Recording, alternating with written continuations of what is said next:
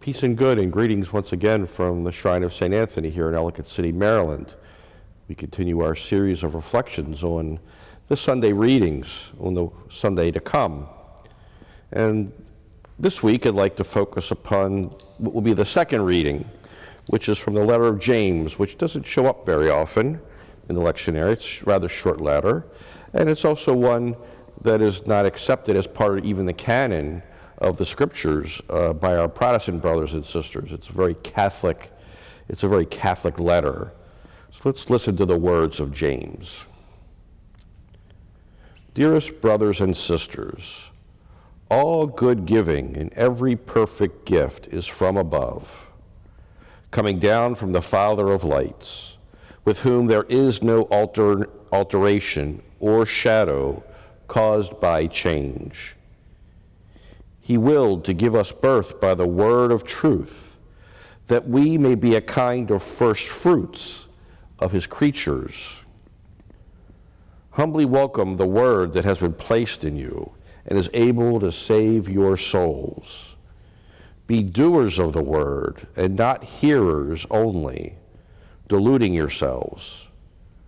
Religion that is pure and undefiled before God and the Father is this: to care for orphans and widows in their affliction, and to keep oneself unstained by the world.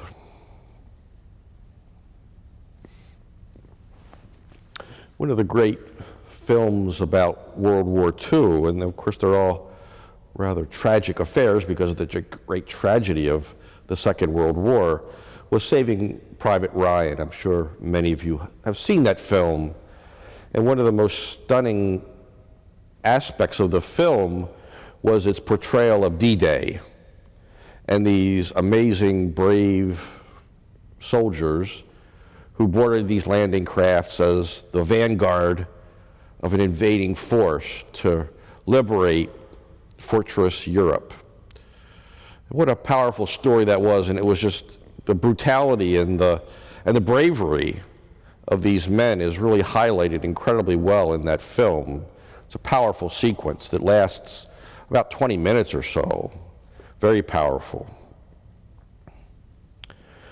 On the eve of the invasion at Normandy, on the eve of D-Day, General Dwight Eisenhower, who was the supreme commander of the Allied Expeditionary Forces, gave a brief address to the soldiers.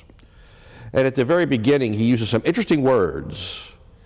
And he says, you are beginning this great crusade, a great crusade.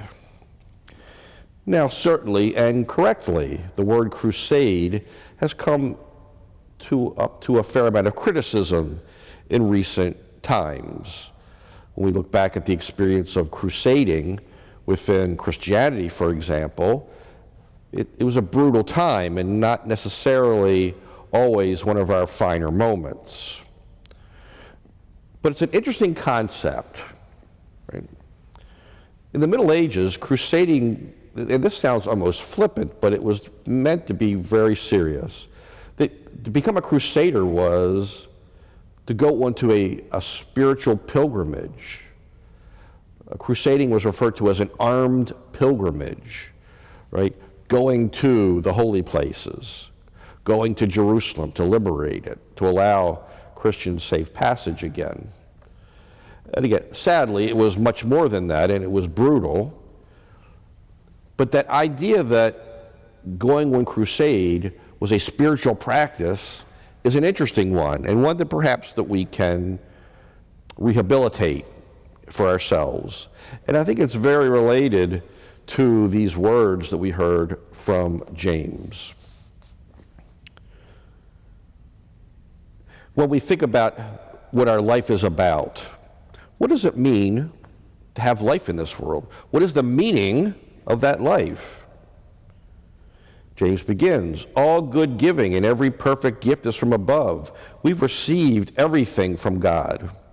Anything that is good within us, anything that is good in our world is a gift from God. And that God doesn't change. That will always be so. God is not fickle. God's love, mercy, compassion are eternal, everlasting. And they've been gifted to us. He willed to give us birth by the word of truth. Again, he's not talking about physical birth, but spiritual birth. We've been given birth by the word of truth, by the word of the gospel. And here's the key phrase, I think, that we may be a kind of first fruits of his creatures. First fruits. That's an interesting word from our Judeo-Christian tradition. What were the first fruits? Think back to the Old Testament, to the Hebrew Scriptures, right? And God's command that the people of Israel were to take the first fruits of their labors, whether it be the first lamb out of a sheep, or the first part of the harvest every year, and to offer it to God as a sacrifice to God. The first fruits were a gift back to God. James says that we are the first fruits. That's a powerful image. We hold it in tension, if you will, with that notion of life as a pilgrimage. Why are we here? Right?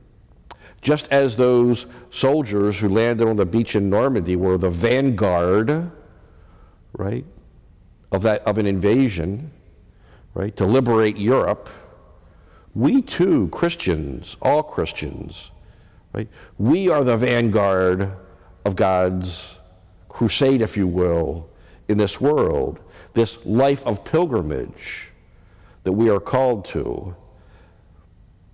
A life where we are called to give of ourselves, to be the first fruits, to sacrifice, if you will, of ourselves, to lead us on this pilgrimage. And again, it's not if we can refer to it as armed pilgrimage, but not armed with swords and bombs and guns and things, but armed with the gifts as James has talked about at the beginning of that reading.